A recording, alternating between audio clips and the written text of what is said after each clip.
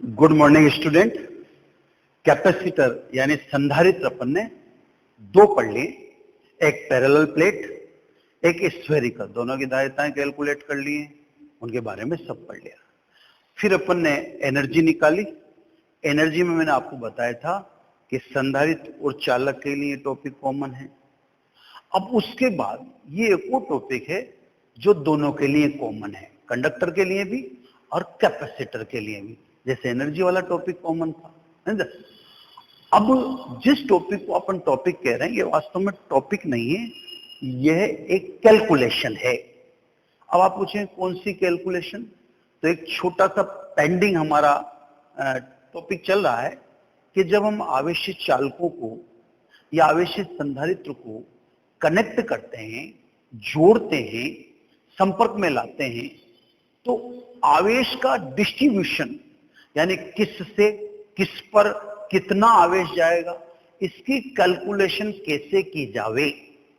तो सर ये कैलकुलेशन कैसे करनी है, उसके लिए ये टॉपिक अपन ने ओपन किया है, जो आपको बताएगा आवेशित चालकों या संधारित्रों को जोड़ने पर आवेश का पुनर्वितरण यानी redistribution of charge between conductor और बिटवीन कैपेसिटर। क्लियर? तो कैलकुलेशन है, तो आप कभी देखना अपने को दो प्रकार के टॉपिक में प्रॉब्लम होती है, या तो कठिन हो उसमें प्रॉब्लम या बहुत इजी हो उसमें प्रॉब्लम। ये बहुत इजी वाला टॉपिक है, इसमें आपको थोड़ा सा अजीब लगेगा, लेकिन मैं इसको न्यूमेरिकल से फिर रिपेयर करके दिखाऊंगा आपको फिर समझ में आ जाएगा कि वास्तव में ये जो टॉपिक कह रहा था वो न्यूमेरिकल में रिफ्लेक्ट होता है ना? तो सब दो आवेशित चालक ले लो या संधारित्र ले लो, ये ले ली सब, ये ए और बी, ये अपन ने दो चालक ले ली। क्लियर? चालक है तो धारिता होगी से इसकी धारिता C1 मान ली, इसकी C2 मान ली, इसका इलेक्ट्रिक पोटेंशियल यानी विभव V1 मान लिया, इसका V2 मान लिया, इस पर आवेश कैपिटल Q1 मान लिया, इस पर Q2 मान लिया। अभी कनेक्ट नहीं किए तो अभी और बात सोचने की जरूरत ही नहीं है ना? तो सब धारिता के सूत्र से A व B पर आवेश, है ना? पहले देख ले साहब, जोड़ने से पहले क्या सिचुएशन थी। तो Q1 बराबर C1 V1 ये पर है, एंड Q2 बराबर C2 V2 ये बी पर है। इसलिए चालकों पर कुल आवेश, ठीक है सर, टोटल चार्ज कितना हुआ, तो Q बराबर Q1 प्लस Q2, Q1 का मान रख दे C1 V1 और Q2 का मान रख दे C2 V2। ठीक है सब, अभी तो आपने इनको कनेक्ट किया ही नहीं है। अब अपना जो बेसिक या मूल मुद्दा है वो ये है कि जोड़ने के बाद रीडिस्ट्रीब्यूशन ऑफ चार्ज यानी आवेश का वितरण कैसे होगा, किससे कितना आवेश किस पे जाएगा, वो कैसे पता लगा, है ना? तो छोटा सा काम है, देखिए यहां पर ये ध्यान रखिएगा कि चालकों का गोलाकार होना आवश्यक नहीं है, चालक किसी भी आकार के हो सकते। बाय द वे मैंने चित्र में गोले बना दिए, तो आप यही सोच के बैठ जाओ कि मेरा टॉपिक गोले के लिए, ये गलत है ना? ये सब मैंने ए और बी को नगण्य धारिता के तार से जोड़ दिया।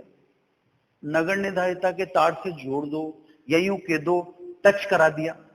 एक्चुअली यहां पर अतिरिक्त अब कैपेसिटेंस यानी धारिता अपन नहीं लाना चाहते, इसे अब उनको डायरेक्ट टच कराना भी बोल सकते हैं, या यूं कह सकते हैं कि दोनों को नगण्य धारिता के तार से जोड़ दिया। धारिता में पहले से पता है इसकी C1 है, इसकी C2 है। क्लियर? अब सब ध्यान से समझो, इलेक्ट्रिक पोटेंशियल यानी विद्युत विभव तो दोनों का अलग अलग है। अब ये भी हमें पता नहीं है V1 बड़ा है या V2 बड़ा है, क्लियर? लेकिन ये तो पता है कि इलेक्ट्रिक पोटेंशियल तो डिफरेंट है। जब विभव अलग अलग है यानी विभव का अंतर है, तो आवेश स्वतः एक से दूसरे चालक की ओर प्रवाहित होगा। यहां स्वतः शब्द पर गौर करना, क्योंकि अगला टॉपिक इस स्वतः शब्द से जुड़ेगा। तो जैसे ही हम आवेशित चालकों को नगण्य धारिता कि तार से जोड़ते हैं तो स्वतः यानी ऑटोमेटिकली चार्ज एक से दूसरे चालक की ओर गमन करता है, या तो ए से बी की ओर या बी से ए की ओर। अगर V1 ज्यादा है तो ए से बी की ओर जाएगा, और V2 ज्यादा है तो बी से ए की ओर जाएगा। जब विभवों का भौतिक महत्व तो आपको मैंने पढ़ाया था, उस समय बता ही दिया था कि धन आवेश सदैव उच्च से निम्न विभव की ओर गमन करता है और ऋण आवेश सदैव निम्न से उच्च की ओर गमन करता है। तो वो अपने बात पहले से हुई। तो सब जब आवेश का एक से दूसरे चालक की ओर प्रवाह होगा तो ये कब तक होगा? जब तक कि दोनों के विभव समान नहीं हो जावे। तो मान लीजिए उभयनिष्ठ विभव यानी कॉमन वोल्टेज कितना आ गया? V हो गया, समान वोल्टेज। अब दोनों को विभव समान हो गया तो आवेश का प्रवाह नहीं होगा।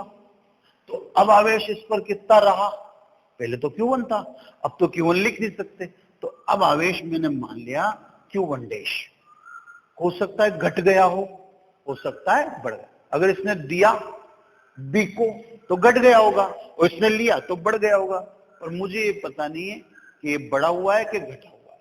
इसी प्रकार इस पर आवेश मैंने मान लिया Q2 डैश। तो स्वाभाविक है आपको केवल यही जानना था कि जोड़ने के बाद आवेश कितना है। अभी जैसे मान लो ये बढ़ गया, जैसे सपोज ये 25 था माइक्रो कूलाम और ये 50 माइक्रो कूलाम हो गया, तो स्वाभाविक है इस पे कितना आया? पहले 25 था, अब 50 हो गया, तो 25 आ चुका। अब 25 इस पे आया तो इस पे कितना कम हो गया होगा? 25 कम हो गया होगा, क्योंकि इससे किस पे आया? उस पर आया। तो जोड़ने के बाद, जोड़ने से पहले तो आप सोचने की जरूरत है। जोड़ने के बाद जैसे आप Q1 डैश जानेंगे या Q2 डैश जानेंगे, Q1 डैश और Q2 डैश जानते आपको पता पड़ जाएगा कि रीडिस्ट्रीब्यूशन यानी आवेश का पुनर्वितरण कितनी मात्रा का हुआ है। बस टॉपिक खत्म। तो आपको जानना क्या था? Q1 डैश और Q2 डैश, क्योंकि जोड़ने के बाद आवेश यही लिखे हैं मैंने। अब इसको कैसे कैलकुलेट करेंगे सब? तो जोड़ने के बाद, है ना।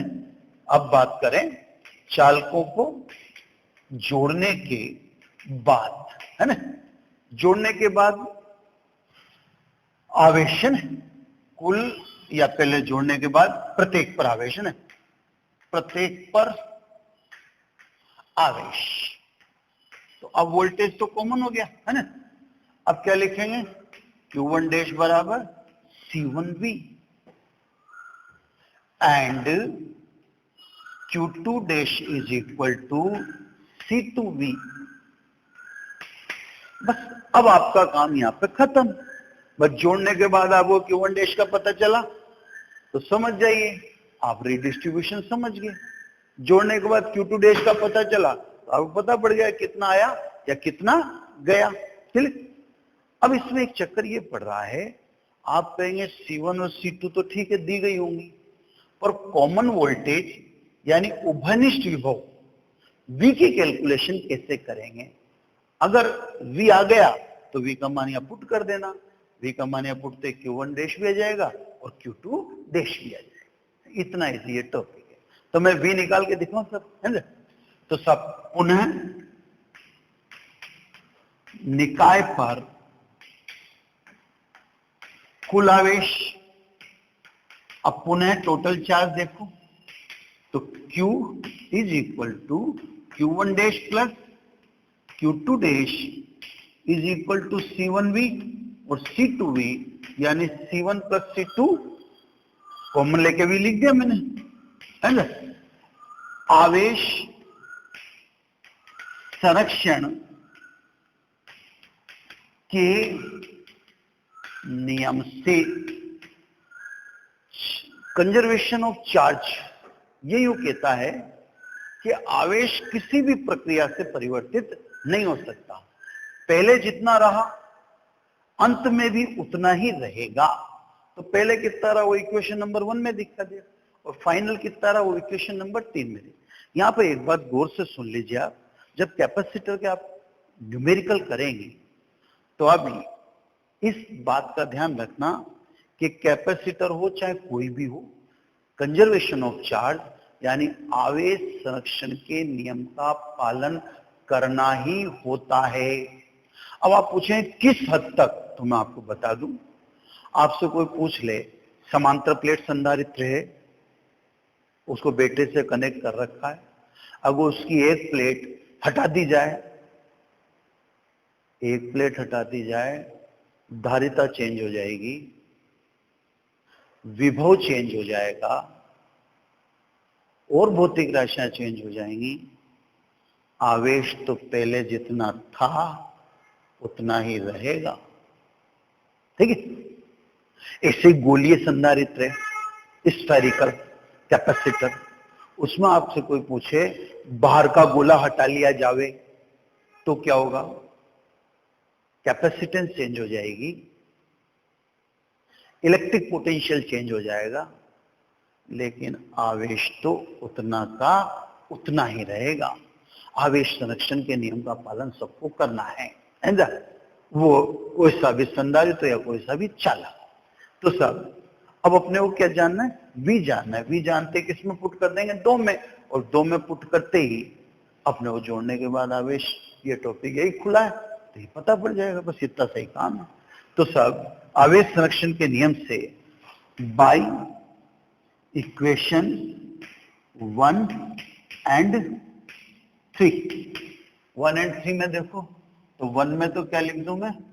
Q1 प्लस Q2, और 3 में C1 plus C2 into V। अतः उभयनिष्ठ विभव, और उभयनिष्ठ विभव को इंग्लिश में क्या बोलते हैं? कॉमन वोल्टेज या पोटेंशियल बोल दो, है ना, ये कॉमन वोल्टेज। ठीक है, वोल्टेज। ठीक, capital V is equal to कितना लिखोगे? Q1 plus Q2 upon C1 plus C2। यह लो सर, यानी अगर हिंदी में लिखें तो उभयनिष्ठ विभव बराबर कितना हो गया? कुल आवेश अपॉन कुल धारिता। क्लियर?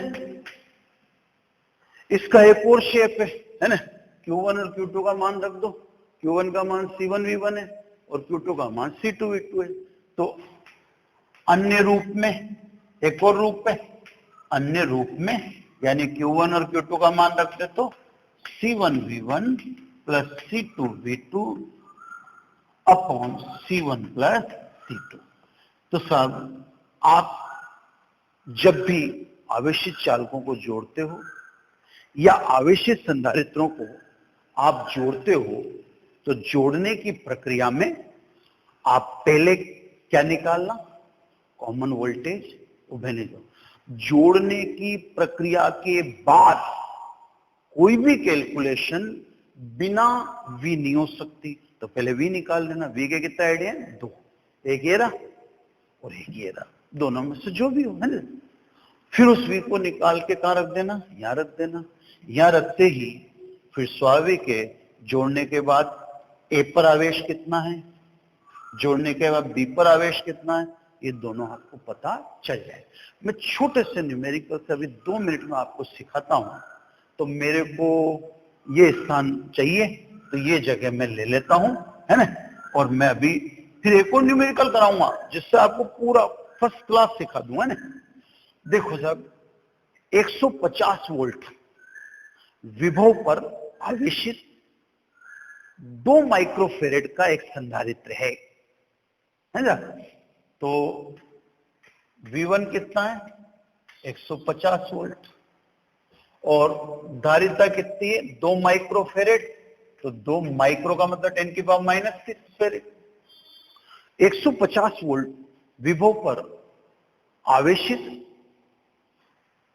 2 माइक्रोफेरेड के संधारित्र को 1 माइक्रोफेरेड वाले निरावेशित संधारित्र, निरावेशित कह दिया तो V2 बराबर 0, और दूसरे संधारित्र की धारिता क्या बताई?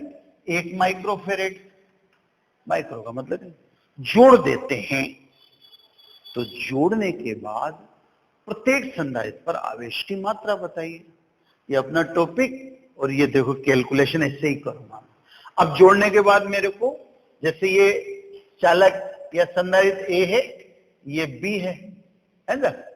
तो पहले तो मैं आपको दिखाता हूं, जो बाद में देखना चाहिए, पर पहले आपको दिखाता हूं कि टोटल चार्ज कितना था, है ना? तो देखो टोटल चार्ज कितना था वो देखो आप। टोटल चार्ज, तो टोटल चार्ज किससे निकालना है? अपन इससे निकालें, है ना? Q is equal to C1V1 plus C2V2। तो Q, C1 का मान कितना है? 2 इंटू 10⁻⁻6, और V1 का मान कितना है? 150। C2V2 तो ये तो जीरो हो ही गया, V2 जीरो है ना? तो आप देखें ये 150 और 2 ये 300, और 10⁻⁻6, तो 10⁻⁻6 को लिख दूं माइक्रो। ये तो मैंने आपको ऐसे ही दिखा दिया। अब मैं न्यूमेरिक, तो पहले अगर आप देखें तो चार्ज केवल किसके पास था? ए के पास था। कितना था? 300 माइक्रोकूलम। यहां तक की बात समझिए।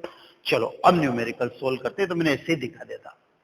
अब अपने को क्या पता करना है कि जोड़ने के बाद ए पर और बी पर आवेश की मात्रा कितनी है। बस यही अपना टॉपिक है जो अभी आप 2 मिनट में सीख जाओ। जोड़ने के बाद कुछ भी ज्ञात करने से पहले क्या निकालना पड़ेगा? वी। वी के कितना आइडिया आपका? 2। एक घेरा एक घेरा।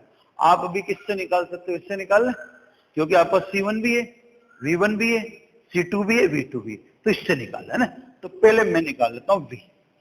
तो सर क्योंकि कॉमन वोल्टेज V बराबर C1V1 C2V2 upon C1 plus C2, ये निकाल।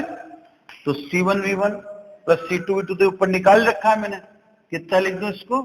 300 माइक्रो कूलम, ये मैंने लिख दिया। ये ऊपर लिख रहा है ना C1V1 प्लस C2V2, तो ऐसे लिख दिया upon C1 plus C2। C1 कितना? 2 माइक्रोफेरेड, C2 कितना? 1 माइक्रोफेरेड, तो कुल कितना हो गया? 3 माइक्रोफेरेड। ये 3 माइक्रोफेरेड का 10⁻⁻6, 2 और 1 3 जोड़ दे डायरेक्ट, 10⁻⁻6 दिया 3। तो सब कॉमन वोल्टेज कितना है? 100 है ना। तो पहले देखो, पहले ए पर वोल्टेज कितना था? 120 150, और बी पर कितना था? 0। लेकिन जोड़ने के बाद प्रत्येक पर कितना पोटेंशियल है? Electric potential 100। यही पता चल गया। अब अपना काम क्या था कि जोड़ने के बाद प्रत्येक पर आवेश का पता लगाएं। जोड़ने के बाद प्रत्येक पर आवेश किससे निकलेगा? इससे। बस यही फॉर्मूला था अपना, है ना। तो देखो ए पर Q1 dash is equal to C1V। C1 का मान बोलो? 2 इंटू 10⁻⁻6। V का मान कितना है? कॉमन वोल्टेज कितना आया? 100 इंटू 2, तो देखो 200 माइक्रोकूलम। बी पर बोलो? बी पर कितना बोलोगे? Q2 dash. Q2 डैश कितना? C2V, है ना। C2V, तो ये C2 का मान कितना? 1 इंटू 10⁻⁻6, और कॉमन वोल्टेज कितना आया? 100। तो 100 इंटू 1 इज इक्वल टू 100, 10⁻⁻6 का मतलब। तो देखो वास्तव में टोटल चार्ज पहले भी 300 था, अभी भी 300 है। पहले 300 का 300 किसके पास था? ए के पास था। अब ए के पास कितना रह गया? 200 रह गया। तो बी के पास कितना चला गया? 100 चला गया। बताओ क्या पता नहीं चला? हो गया ना। तो फिर रीडिस्ट्रीब्यूशन ऑफ चार्ज, आपको हर चीज पता पड़ रही है। पहले ए के पास 300 था, बी के पास कुछ भी नहीं था, टोटल चार्ज 300 ही था। लेकिन जोड़ते ही ए के पास 300 के बजाय कितना रह गया? 200। तो ए से कितना गया? 100। बी को कितना मिला? 100। बी के पास पहले कितना था? 0। सारी कहानी आपको पता है। बस यही इस टॉपिक ने सिखाया, तो मैंने आपको न्यूमेरिकल से बता दिया। अब इसी के साथ एक और टॉपिक है, फिर एक और न्यूमेरिकल बताऊंगा आपको मैं, है ना। तो एक टॉपिक और जो इसी के साथ है ना। अब है सब लॉस ऑफ एनर्जी, यानी ऊर्जा हानि। इसका जानकारी मैंने आपको दे दी थी, और वापस मैंने कहा था ये टॉपिक आएगा। तो लॉस ऑफ एनर्जी, है ना। अभी मैंने आपको डेफिनेशन वगैरह बोलते समय चेताया था कि स्वतः या ऑटोमेटिकल वर्ड पर थोड़ा सा ध्यान रखना है ना। उसी वर्ड पे आता हूं मैं और थ्योरेटिकली एक्सप्लेन करता हूं, फिर मैथमेटिकली प्रूव करूंगा, फिर एक न्यूमेरिकल करूंगा, फिर पूरा टॉपिक न्यूमेरिकल से समझाऊंगा, 1B और ये भी, ये अपना काम रहेगा ना सर। अब सर पहले थ्योरेटिकल समझो कि कंफर्म है या नहीं, फिर मैथमेटिकली प्रूव करूंगा।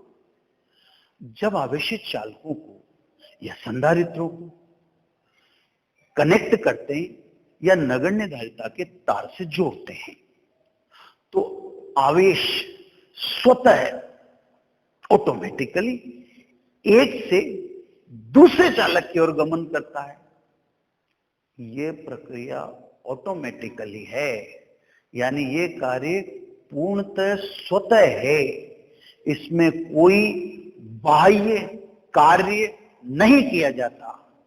जब कोई बाह्य कार्य नहीं किया जाता तो इसका मतलब निकाय यानी सिस्टम खुद कार्य करता है, और जब सिस्टम खुद कार्य करता है तो ऊर्जा की हानि निश्चित है, उसे कोई रोक ही नहीं सकता।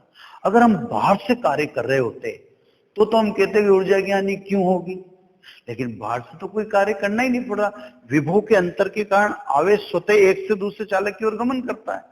जब आवेश स्वतः एक से दूसरे चालक की ओर गमन कर रहा है तो बाहर से किसी को कार्य तो करना ही नहीं पड़ रहा।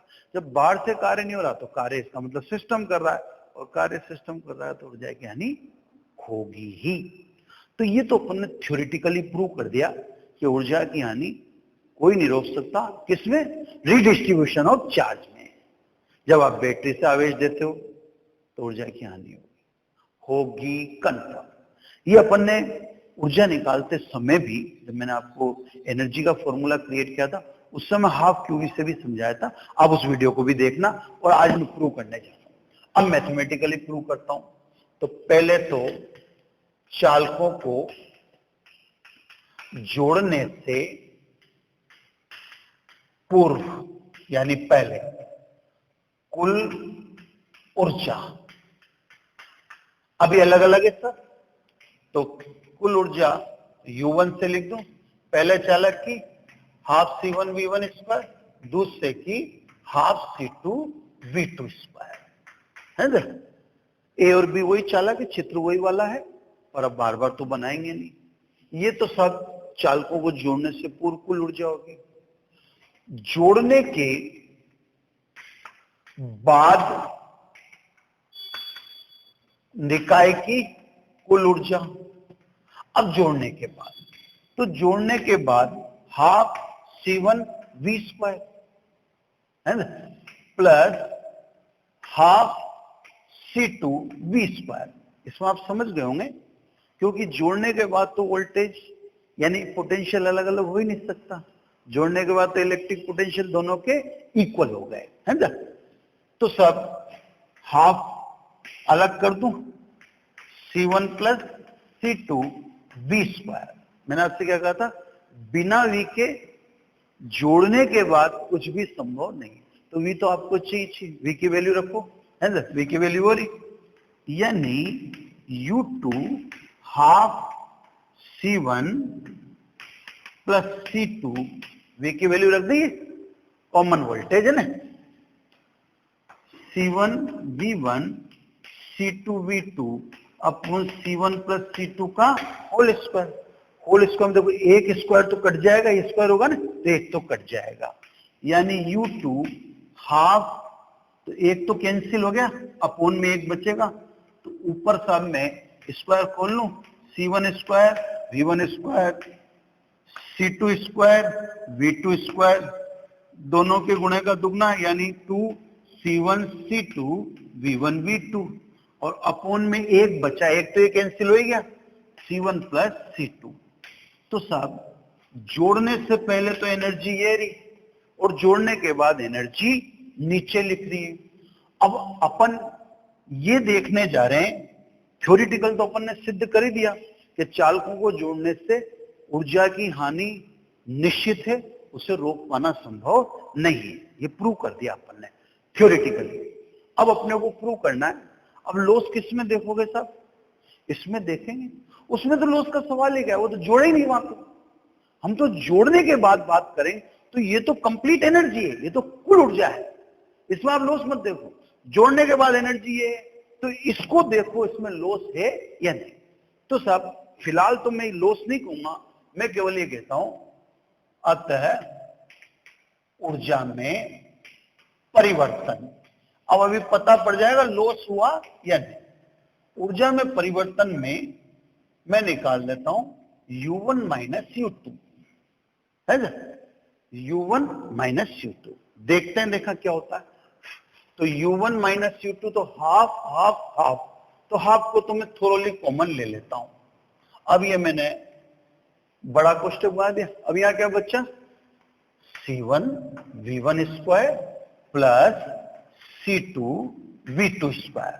इसमें से ये अपने को सब्ट्रैक्ट करना है, हाफ बाहर कर ही दिया, तो इसमें से ये सब्ट्रैक्ट करना है, तो एक बार ये लगा दो, तो C1 V1 square C2 C2 square V2 square ना, स्क्वायर स्क्वायर लिखना, plus 2C1 C2 V1 V2 upon C1 plus C2। Clear. अब यहां पर एलसीएम लेना है, तो बड़ी वैसे कई बार अच्छा तो नहीं लगता कहते, पर बच्चे एलसीएम लेने में भी थोड़े से कतराते हैं, डरते हैं। तो सब डरने की जरूरत नहीं है, मैंने ले लिया C1 और C2, ये एलसीएम ले लिया। अब C1 से दोनों मल्टीप्लाई होंगे, करो, C1 स्क्वायर V1 स्क्वायर, ये भी मल्टीप्लाई होगा, C1 C2 V2 स्क्वायर, ये C1 हो गया, प्लस C2। अब प्लस C2 से भी दोनों मल्टीप्लाई होंगे, तो C1 C2 V1 स्क्वायर, और ये भी मल्टीप्लाई होगा, तो C2 स्क्वायर V2 स्क्वायर हो गया एलसीएम। तो C1 से इन दोनों को मल्टीप्लाई किया, C2 से भी इन दोनों, तो 4 पद तो ये आएंगे, और 1 2 3 ये आएंगे, 7 पद आने चाहिए, तो 4 तो आगे। अब माइनस कोष्टक में जो लिख रहा है लिख दो, C1 square V1 square minus C2 square V2 square and minus 2C1 C2 V1 V2। आगे सब एलसीएम। अब देखो C1 स्क्वायर V1 स्क्वायर ये इससे कैंसिल हो गए, C2 स्क्वायर V2 स्क्वायर ये इससे कैंसिल हो गए, तो 7 में से जो 4 है वो तो कैंसिल हो गए, 3 ही पद बचे, तो U1 माइनस U2 हाफ बाहर 8 से। क्लियर। अब पहले इसमें से बाहर निकालू, C1 C2 C1 C2 C1 C2, तो C1 C2 तो मैंने बाहर निकाल लिया, अपॉन C1 प्लस C2। अब यहां क्या बचा, यहां बचा V2 स्क्वायर, यहां बचा V1 स्क्वायर, और यहां बचा माइनस 2V1 V2। क्लियर। यानी U1 minus U2 half C1 C2 upon C1 plus C2, और इसको मैं क्या लिख दूं, V1 माइनस V2 का होल स्क्वायर। अब आप यहां पे देखें, ये तो एनर्जी लॉस कैलकुलेट कर दी। चाहो तो ये फॉर्मूला याद रखो, वैसे फॉर्मूला याद रखने की कोई जरूरत नहीं है, आप तो कैलकुलेशन पर, कैलकुलेशन के तरीके को देखो, जोड़ने से पहले ऊर्जा निकाल दो, जोड़ने के बाद ऊर्जा निकाल दो, और फिर ये आपके जो भी है चीज सामने आई रही है, तो इनको रटने की जरूरत नहीं, एज ए फॉर्मूला से क्यों रटते हो, है ना। अब अपन देखें साहब एनर्जी का लॉस हुआ या नहीं हुआ, है ना। तो साहब क्योंकि कैपेसिटेंस या निर्धारिताएं C1 and C2 always positive, धारिताएं सदैव धनात्मक होती है, धारिता कभी ऋणात्मक होती है। धारिता का मतलब क्या है, धारण करने की क्षमता, धारिता का मतलब उल्टी करने की क्षमता थोड़ी, तो धारण करने की क्षमता, तो ग्रहण करने की क्षमता ऋणात्मक हो ही नहीं सकती, है ना। तो सब कैपेसिटेंस C1 और C2 ऑलवेज पॉजिटिव, है ना, ऑलवेज बी पॉजिटिव, ठीक है। बट ठीक है, धारिताएं तो सदैव धनात्मक होती, लेकिन V1 बड़ा हो सकता है V2 से, या V2 बड़ा हो सकता है V1 से, बट V1 माइनस V2 का whole square always be positive. यानी इलेक्ट्रिक पोटेंशियल में V1 बड़ा हो सकता है V2 से, या V2 बड़ा हो सकता है V1, पर हमारे तो V1 माइनस V2 का होल स्क्वायर है, तो V1 माइनस V2 का होल स्क्वायर तो क्या होगा, पॉजिटिव। मीन्स इसका मतलब ये हुआ कि U1 minus U2 is equal to positive. यह अंतर क्या है, धनात्मक, अर्थात U2 लेस देन U1। इसका मतलब U1 बड़ा है और U2 छोटा है। U2 कौन है, जोड़ने के बाद एनर्जी। U1 कौन है, कुल ऊर्जा। जोड़ने से पहले तो कुल ही थी, तो इसका मतलब जोड़ने के बाद ऊर्जा कम हुई, ऊर्जा की हानि निश्चित है, सामने दिख रहा है ना। अब आप पूछेंगे ऊर्जा की हानि किसके रूप में हुई होगी, तो भाई आपने जब बैटरी से कंडक्टर को जोड़ा होगा तो हो सकता है स्पार्किंग हुई हो। स्पार्किंग हुई है तो लाइट एनर्जी यानी प्रकाश ऊर्जा के रूप में ऊर्जा की हानि हो सकता है। जब आप सप्लाई दे रहे होंगे उस समय तार गर्म हो गया हो, तार गर्म हो गया तो हीट यानी ऊष्मा के रूप में ऊर्जा की हानि हुई है, पर ऊर्जा की हानि तो होगी ही। ये मैं नहीं बोल रहा, ये थ्योरी भी बोल रही है और मैथमेटिकल भी। अब इसमें कई जने कहेंगे कि सब ये कहेंगे if V1 is equal to V2, ऐसा कई जने सोचते हैं। अपना टॉपिक खत्म हो गया। अगर V1 is equal to V2 तो वो कहेंगे कि देन U1 माइनस U2 बराबर 0, mean U1 is equal to U2। तो कई जो बच्चे को सोच है, बच्चा सोच भी सकता है, उसमें कोई गलत नहीं। तो बच्चा सोचेगा कि सर इसमें एनर्जी का लॉस कहां हुआ, इसमें तो एनर्जी बराबर रही, U1 और U2 दोनों क्या है, बराबर है। अरे तो भाई ये तो V1 V2 बराबर ले ली ना आपने। जब दोनों चालक या दोनों कंडक्टर समान विभव पर हैं, जब दोनों कंडक्टर समान विभव पर हैं तो आवेश का स्थानांतरण हुआ ही नहीं, आवेश शिफ्ट हुआ ही नहीं। और जब आवेश शिफ्ट हुआ ही नहीं तो स्वाभाविक है कि आवेश शिफ्ट नहीं होगा तो एनर्जी का लॉस कैसे होगा। एनर्जी का लॉस तो तभी होगा ना जब आवेश का पुनर्वितरण हो। तो अगर विभव समान है, समान विभव पर आवेश का प्रवाह संभव नहीं है, तो साहब अगर ए और बी का विभव आपने समान मान लिया है ना, ये दोनों इक्वल पोटेंशियल पर हैं, तो फिर स्वाभाविक इन दोनों के बीच में आवेश का प्रवाह नहीं, और आवेश का प्रवाह नहीं तो ऊर्जा का लॉस नहीं होगा। ऊर्जा का लॉस तो तभी है जब आवेश प्रवाहित हो। क्लियर था। तो कहने का मतलब ये दो टॉपिक थे, जिसमें एक तो रीडिस्ट्रीब्यूशन समझाता है और दूसरा ये बताता है कि रीडिस्ट्रीब्यूशन में एनर्जी का लॉस निश्चित है, उसे रोकना संभव नहीं है। अब ये सब दोनों topic, redistribution of charge and energy loss या लॉस ऑफ एनर्जी, ये दोनों टॉपिक में आपको एक न्यूमेरिकल से समझाऊंगा। क्लियर। वो न्यूमेरिकल करो या ये टॉपिक करो, दोनों बातें सिमिलर ही हैं, सेम ही है। उसको जैसे आप न्यूमेरिकल को देखोगे तो आप पूरा समझ जाओगे टोटल, है ना।